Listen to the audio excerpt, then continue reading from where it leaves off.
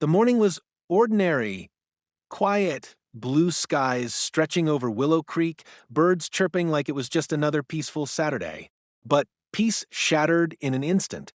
The first gunshot cracked like lightning, and before my mind could even register what was happening, the second followed, sharp, merciless, echoing down the street like the beginning of a nightmare. I was folding laundry in the hallway when I heard it, and everything in me stopped. My heart skipped, hands frozen mid-motion, and then panic. I dropped the basket, sprinting toward the front door barefoot, my breath caught somewhere between my throat and chest. I didn't know what I was running toward, only that something was wrong. From the upstairs window, I heard Layla's scream pierce the still air like glass breaking. Toby! M-O-M! Toby! Her voice wasn't just frightened. It was broken, desperate, and when I reached the edge of our driveway, I saw why. Toby, our little brown rescue, Layla's therapy dog, her constant companion and comfort, lay crumpled on the sidewalk, his leash trailing behind him. Blood was pooling beneath him, soaking into the concrete like spilled paint. He wasn't moving, and there she was, Karen, 3 doors down, on her porch, a gun still in her hand, extended, steady, no tremble, no regret. She didn't scream, she didn't cry. She just stood there, cold, smug, proud. "I warned you," she said flatly, like it was some matter-of-fact correction over a misplaced garbage can. "This is private HOA property. No dogs off leash." My knees went weak. I staggered to Toby, collapsing beside him, trying to shake him awake, trying to call his name through sobs. From the window, Layla was still screaming, pounding the glass, unable to come help the dog she loved more than anything. And Karen? She just watched my daughter's heart break, watched my world fall apart. Like it meant nothing. That was the moment I knew this wasn't just some neighborly dispute. This wasn't about HOA rules or boundaries or barking complaints. This was cruelty, targeted, calculated, and I swore in that moment I would make sure the world saw it for what it was. We moved into Willow Creek Estates 2 years ago in search of a fresh start, not just for ourselves, but for our daughter, Layla. She had just turned 6 when the accident happened. One careless driver, one glance at a phone instead of the road, and our world changed forever. Layla was in the back seat, humming along to her favorite cartoon song, when a speeding SUV ran a red light and crashed into us. The impact crushed the side of the car and shattered the innocence of her childhood. The doctors told us she had a spinal cord injury. She would never walk again. I remember sitting in that sterile hospital room, numb, trying to process a lifetime of pain condensed into one sentence. Layla had always been full of life, the kind of child who chased butterflies in bare feet, built forts out of bed sheets, and danced in puddles even when the rain poured hard. But after the accident, she withdrew. Her laughter faded. Her bright eyes dimmed. The doctors offered physical therapy, a wheelchair, braces, but the therapist, a kind woman named Sarah, said something that stuck. She needs more than machines. She needs emotional healing. She needs connection. That's when she recommended a therapy animal. Not just a pet, but a companion trained to help children like Layla cope with trauma and rebuild trust in the world again. That's how Toby came into our lives. We found him at a rescue center outside the city, a goofy-looking mix between a beagle and a Labrador with long ears, kind eyes, and a tail that never stopped wagging. From the moment he laid his head on Layla's lap, there was a spark, a warmth. She smiled, a real smile, for the first time since the accident. They bonded instantly. He was gentle with her, careful not to knock over her wheels, always alert to her needs. Toby became her shadow, sleeping by her bed, licking her hands when she cried, sitting beside her during long therapy sessions. He wasn't just a dog. He was her guardian, her therapist, her best friend. When we searched for a new home, we prioritized sidewalks wide enough for a wheelchair, ramps at street corners, and a peaceful environment that would give Layla room to breathe. Willow Creek Estates looked perfect. Manicured lawns, quiet streets, a lake trail nearby. It seemed like the kind of place where healing could happen. And for a little while it was, until we met Karen. She lived 3 doors down, blonde bob, always in pastel polos, with a clipboard tucked under her arm like an extension of her body. Karen wasn't just a neighbor. She was the self-declared queen of the neighborhood, president of the HOA. She made it her mission to patrol every inch of the community, hunting for violations like a detective in a soap opera. The first time she knocked on our door, it was about our mailbox. "It's not regulation gray," she said sharply, tapping her clipboard. I thought she was joking. The second time, it was our grass, apparently 1/4 of an inch above the allowed height. Then, inevitably, it was about Toby. "He startles my cat," she said. "His barking disrupts the peace." Then she left a note in our mailbox, quoting an obscure clause about dogs not being allowed off-leash. She had even highlighted the line with red marker and scribbled, "Page 14, read it." The thing is, Toby was never off-leash. Not once. Not in 2 years. Layla held his leash tightly when they went down the sidewalk. When I walked him, he was always clipped in. But that didn't matter to Karen. The sight of Toby was enough to fuel her campaign. It went from warnings to veiled threats. "Some people don't follow the rules and then act surprised when consequences follow," she muttered once while passing by. "I try to be civil. I try to keep peace. This was our home now. I didn't want war." But it felt like Karen was obsessed, watching us through her window, taking notes, waiting for a moment to strike. I should have seen it coming. Because on one ordinary Saturday, when I bent down to pick up my phone, and Toby took 3 steps ahead without the leash in my hand, that was all she needed. And in just one moment, she fired. She took from my daughter the one creature in this world who had never treated her like she was broken. That day, everything collapsed. It started like any other Saturday, unremarkable, quiet, and slow. The kind of morning you forget about until something unforgettable tears through it. I was sorting laundry in the hallway, folding towels while Layla finished her virtual therapy session upstairs. Toby, as usual, could sense it was nearing walk time. His tail thumped against the floor rhythmically, and he did his signature little twirls near the door, glancing at me like, "Come on, let's go already." It was our routine, a short loop around the cul-de-sac just to stretch his legs and shake off the cabin fever. Layla wanted to join us, of course, but she looked tired. Her therapist had run some new exercises that left her drained. She smiled faintly and said, "It's okay, Mom. I'll watch you guys from the window." That's how much she loved Toby. Even just seeing him walk brought her joy.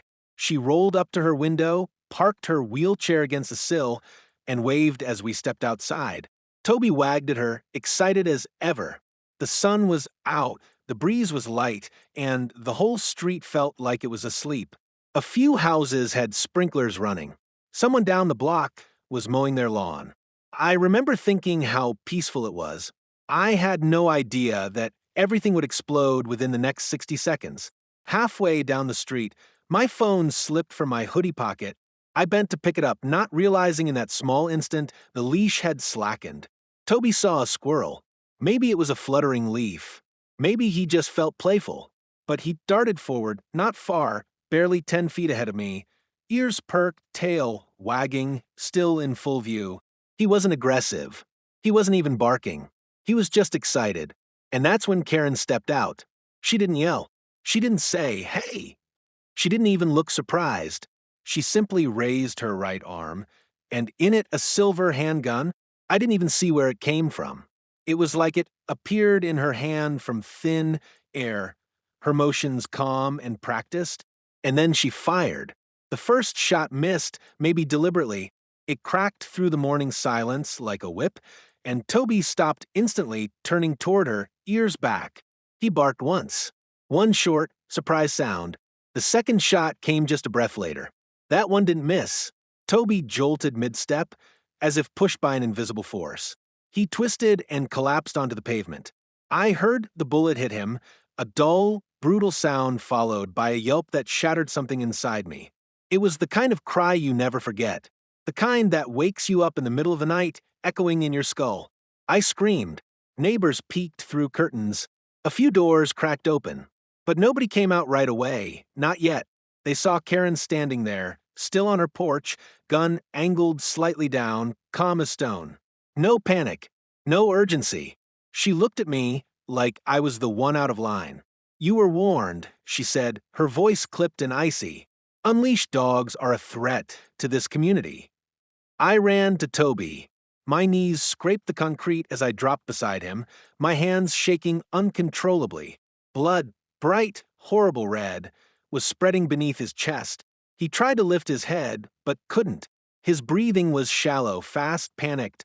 He whimpered once, his eyes flicking toward me, and then nothing. His body went still, completely still.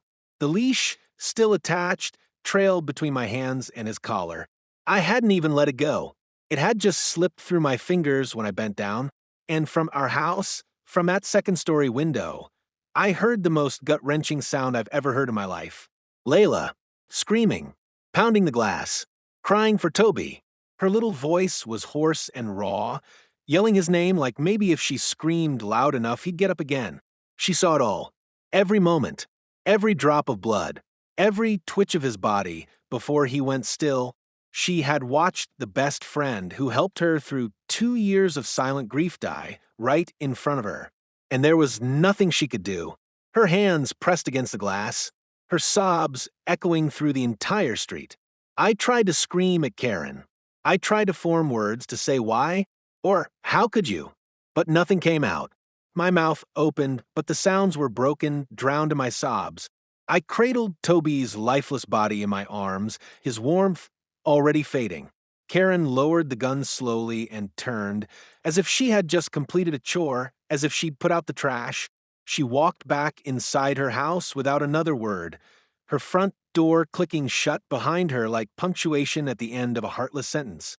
I sat there in the middle of the sidewalk, cradling my daughter's emotional lifeline, her therapy companion, as his blood soaked through my jeans. I heard sirens in the distance, but I couldn't move. I couldn't speak. My body was frozen in disbelief and rage. People gathered, finally, neighbors standing at a distance watching, whispering. No one came too close. Maybe they were afraid. Maybe they were stunned. But I didn't care anymore. All I could think about was Layla watching from a window, watching her world collapse all over again. This time, not from a car crash, but from a neighbor's bullet. And in that one moment, I knew this wasn't going to be swept under the rug.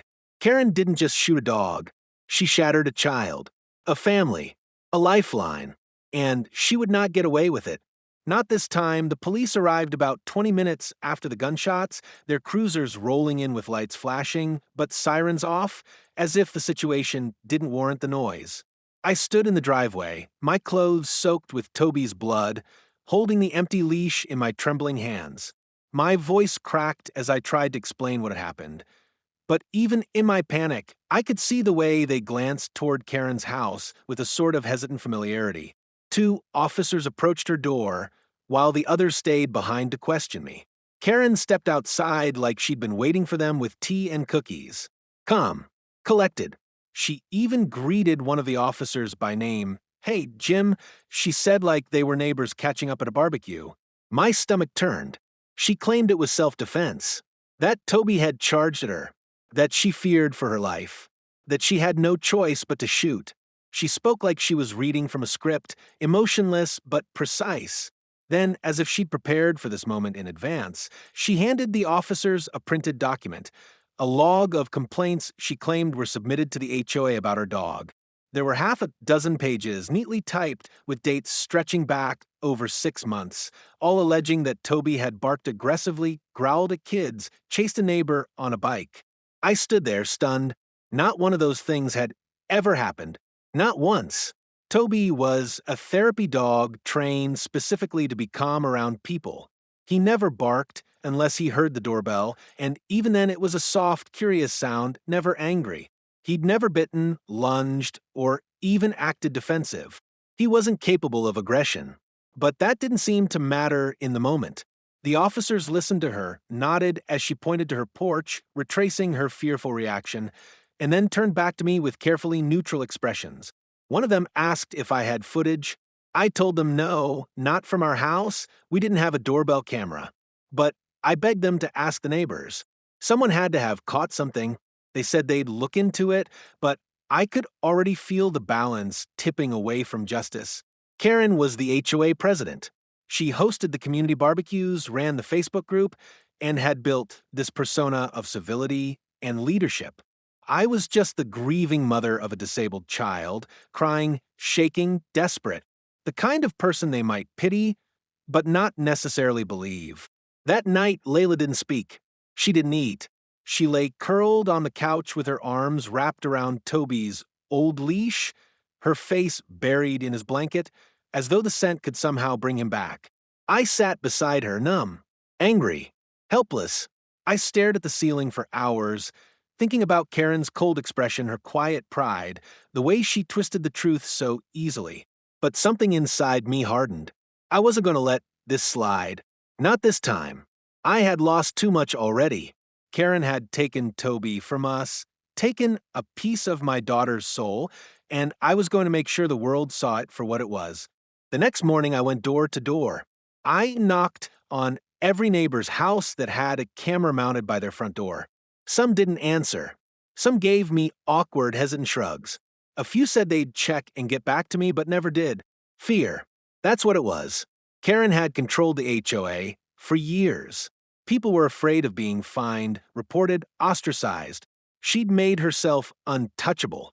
But then I knocked on the door of Mr. Goldstein, the quiet man at the far end of the block. He was in his late 70s, rarely spoke to anyone except to wave during trash day. He looked at me, his eyes full of concern, and said, "Come in. I've had enough of her." He led me to his living room where his TV was already paused on the playback screen from his security feed. "I saw everything," he said. "It was no accident. That woman should be in jail." He pressed play. The footage showed it all in haunting clarity. Toby, happily trotting a few feet ahead of me bending to pick up my phone, the leash slipping for just a second, Karen stepping out with that gun, already drawn, no barking, no charging, just a playful, curious dog, and a woman who fired without hesitation. The second shot, Toby's collapse, my scream, Layla's cry faintly audible in the background. I broke into tears right there on Mr. Goldstein's couch. I copied the footage to a USB drive and took it straight to the police station. The officer at the desk was reluctant at first until I plugged in the footage. He leaned closer, called someone over, then another. Their posture changed. They took down my full statement, asked for copies, promised it would be reviewed by a detective. I left the station with a flicker of hope burning through the grief. But I didn't stop there. I uploaded the footage to a private link and sent it to a local journalist I knew through a parent support group. She watched it, called me the same day. "This isn't just a tragic incident," she said. "This is systemic. This woman used her authority to cover up a violent act. People need to see this." The article went live that weekend. HOA president shoots therapy dog in quiet suburb, claims self-defense, video tells different story. The piece included screen grabs, my interview, and Layla's story. Within hours, the video was shared thousands of times. News stations picked it up. Social media exploded. Hashtags calling for hashtag Justice for Toby and hashtag Fire Karen flooded our neighborhood forums.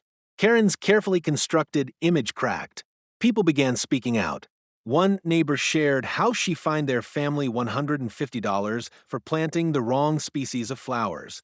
Another revealed that Karen once accused a teenager of gang affiliation because he wore a hoodie in the park. Someone else leaked screenshots of Karen bragging about her HOA power in private messages, laughing about finding single mothers, and threatening to teach disrespectful kids a lesson. The tide was turning. Within a week, an emergency HOA meeting was called. Residents demanded her removal. Under mounting pressure and public outrage, Karen was suspended pending investigation. But I wasn't done yet. Layla still cried herself to sleep. Toby's bed still sat untouched in the corner of a room. I filed a civil complaint, gathered testimonials, got pro bono legal help from a firm that handled disability discrimination and emotional support animal cases. What started as one mother's grief had become a full-scale legal and community uprising.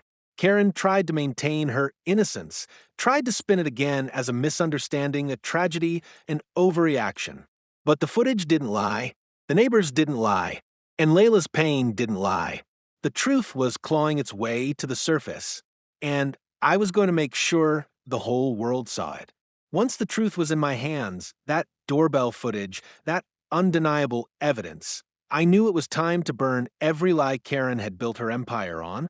I didn't just want justice in the court of law, I wanted truth in the court of public opinion. I filed a detailed report with the sheriff's department, not just attaching the footage, but including a timeline of her harassment, the fabricated HOA warnings, and statements from neighbors who had also been intimidated. I listed everything, every time she fined us, every verbal threat, every lie.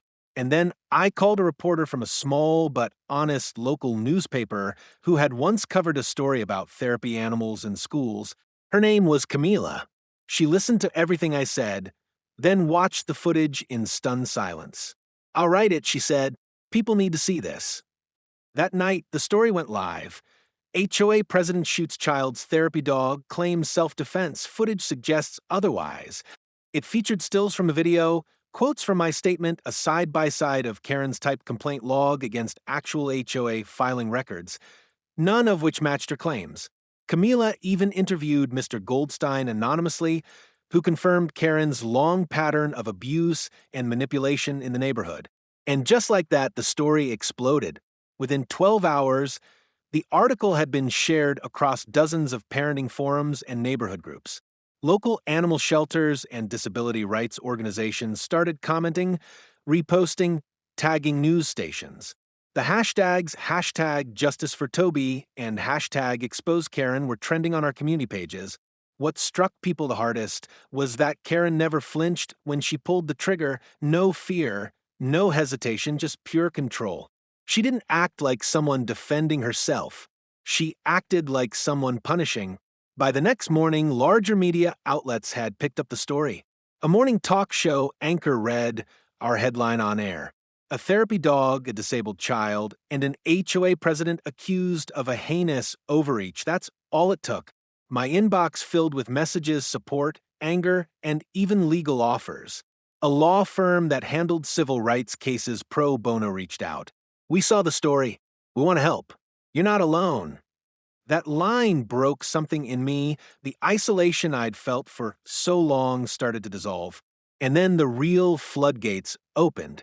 Neighbors, the ones who had been silent, began to speak up. One by one, they came forward. A single mom named Sarah emailed Camila and me a copy of a warning letter Karen had sent her last Halloween for letting her son carve inappropriate jack-o'-lanterns, which turned out to just be funny faces. A retired couple shared how they were fined multiple times for having non-regulation wind chimes. But the worst was from a father of 3 who said Karen had reported his 9-year-old son to the police for aggressive chalk drawings on their driveway. She said the stick figures with swords were threatening and gang-related. He included a photo of the drawing. It was a kid's game of knights and dragons. The HOA board, which had long turned a blind eye to Karen's behavior, suddenly found itself in the spotlight. Questions were asked. How did she rise to power so fast? Why were her fines never challenged? Why was she allowed to carry a weapon while representing the neighborhood?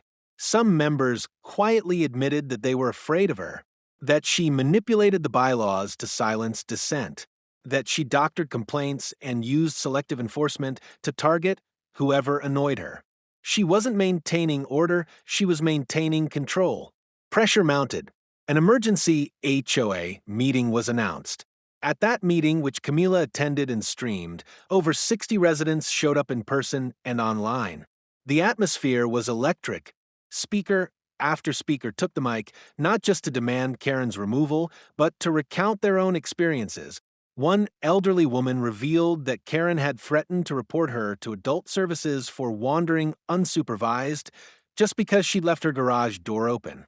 Another man, a disabled veteran, claimed that Karen fined him for parking too long in a spot near his ramp.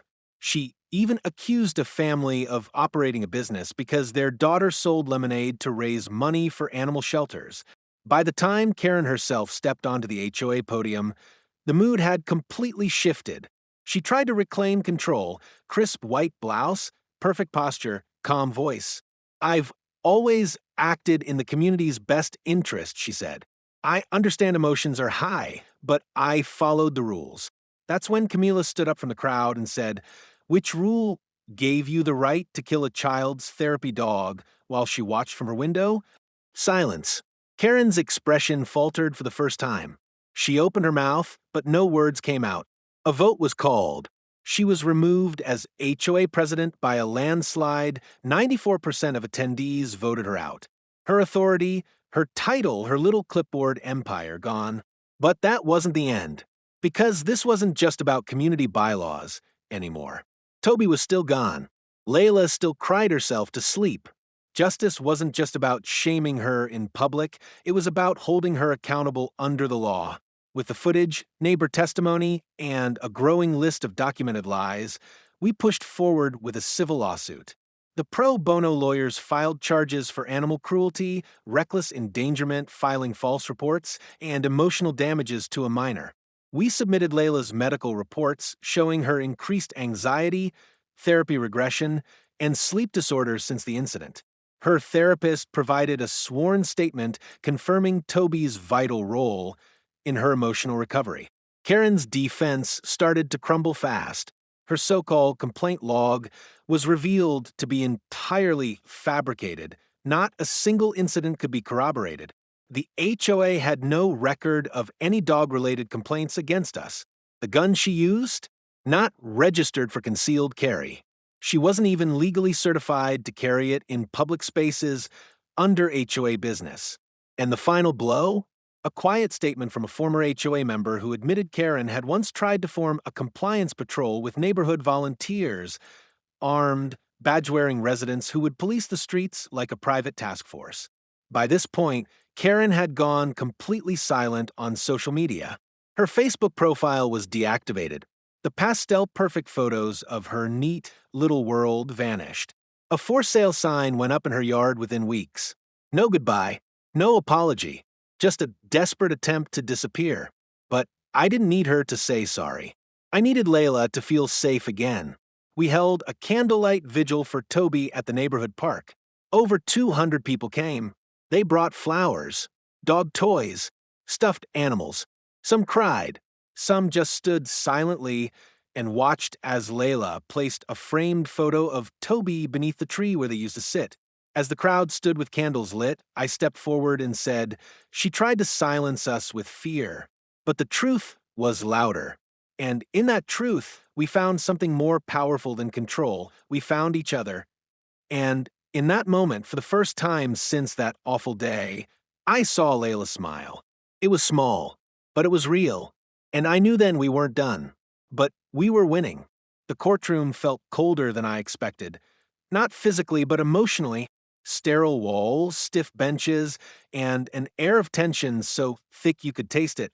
2 weeks had passed since the story went public, but in this space, everything still felt raw.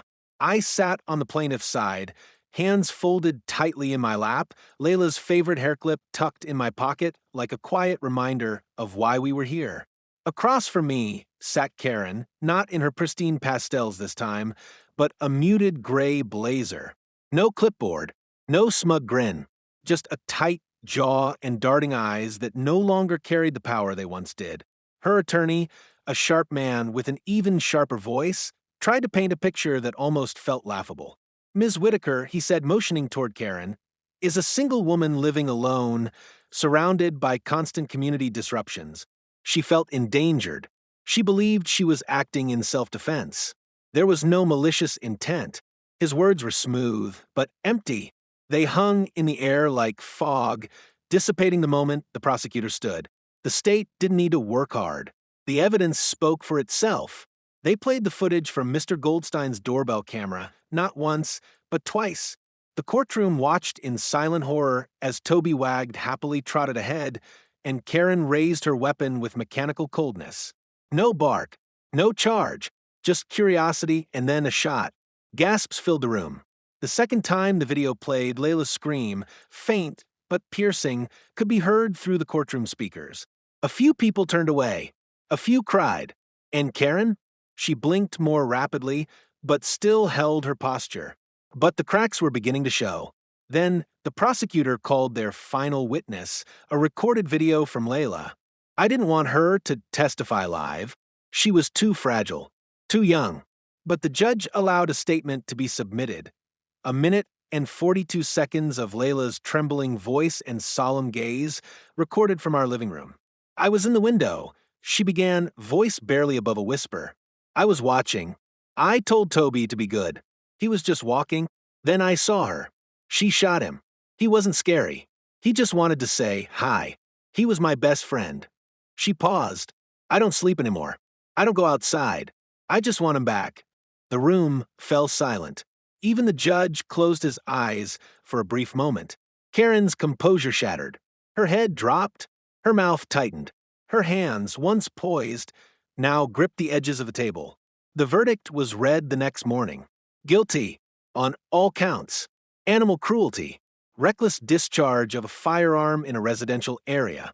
Filing false reports. Endangering a disabled minor. The judge's voice was firm and unshaken. This court finds that your actions were not only unlawful but inhumane. You violated the trust of your community and caused irreversible trauma to a child with special needs. You were not acting in fear. You were acting in control. Karen was sentenced to 14 months in county jail with an additional 5 years probation. She was also barred from ever serving on any HOA board in the state again and ordered to pay $35,000 in emotional damages and therapy costs for Layla. It wasn't about the money. It was about the moment the gavel came down and the bailiff led Karen out in cuffs. It was about finally seeing consequence catch up to entitlement. Outside the courtroom, the sky was overcast, a soft, gray blanket stretching across the city. Layla stood beside me, holding my hand, her small fingers wrapped around mine like she didn't want to let go. She's really go to jail? She asked quietly. Yes, sweetheart, I said. She can't hurt anyone else now. Layla looked down at her shoes for a long moment. Then she glanced up, her eyes searching the sky like she used to when watching birds with Toby. Do you think we'll ever get another dog? The question broke me and healed me all at once. I crouched down beside her, pulling the clip from my pocket and brushing her hair behind her ear. When you're ready, I whispered, we'll find another friend. Not a replacement, but someone new to love. She nodded slowly. No smile yet, but there was something different in her eyes, a flicker of light, a quiet beginning. And as we walked toward the car, I realized something. Karen may have fired the shot, but Layla, with her strength, her truth, her tiny, unshakable heart, had delivered the final blow. We buried Toby beneath the old oak tree behind our house, the one where Layla used to read to him on warm afternoons. It was quiet that day, peaceful. Layla insisted on helping, even if she couldn't dig. She painted a stone for his grave with a picture of the two of them, her wheelchair drawn with careful crayon lines, Toby's leash looped into a heart between them. It was simple, beautiful, a goodbye that came too soon. For weeks after, she would sit by that tree, not saying much, just resting in the place where they made their best memories. But something strange happened in our neighborhood after the trial. It changed, not in a flashy overnight way, but gradually, meaningfully. People began talking to each other more, checking in. Fences were repaired not because the HOA demanded it, but because a neighbor offered to help. A new family moved in down the street, and instead of a cold welcome letter from Karen, they found a basket of muffins on their porch. The new HOA board introduced fair policies and made a point to include every voice, even the quiet ones. It didn't fix everything, but it was a start. And us, we healed, slowly in fragments. Some days were harder than others. Layla had nightmares, moments of silence too deep to ignore, but she was strong, stronger than me. Months later, after another therapy session and a lot of thought, she asked if we could visit the same rescue center where we found Toby. I hesitated, worried it was too soon. but she looked at me and said, I think Toby would want me to be happy again. We met a golden retriever mix named Charlie. Gentle eyes, soft steps. He walked straight up to Layla and nuzzled into her lap like he'd been waiting for her. She named him Hope. Hope now sleeps at the foot of her bed, watches her cartoons, walks beside her in a custom harness. And every now and then she looks out that same upstairs window, the one where her innocence was stolen, but this time with a soft smile. Because now that window sees healing, not hurt. Karen may have ruled with fear, but fear doesn't last forever. Love does. And in the end, justice didn't come from anger. It came from truth and a little girl who refused to stay silent. If you believe people like Karen shouldn't be allowed to terrorize neighborhoods with their false authority, and if you stand for justice and family, like this video, share it with someone who needs to hear this story, and hit subscribe. You're watching HOA Karen Shorts, where we stand up, speak out, and never back down.